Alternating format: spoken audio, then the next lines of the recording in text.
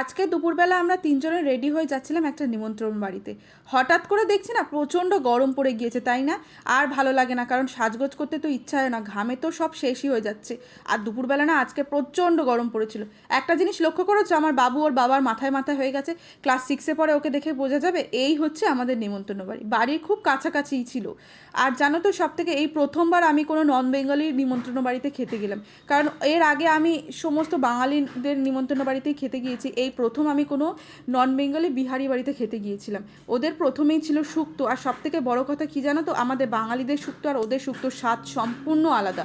তারপরেই ছিল ভেজ ডাল, আর এদিকে হচ্ছে আলু চিপস। অসম্ভব সুন্দর ওদের খাবারগুলো ছিল, খুব সীমিত আইটেমের মধ্যে এত সুন্দর খাবারগুলো ছিল না।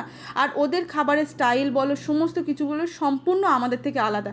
আমি এই ফার্স্ট টাইম গিয়েছিলাম। তারপরে আর কি, বাড়িতে দই হাতে করে নিয়ে চলে এসেছিলাম, আর বাড়িতে বসে বসে মজি মজি দইটা খাচ্ছিলাম। টাটা।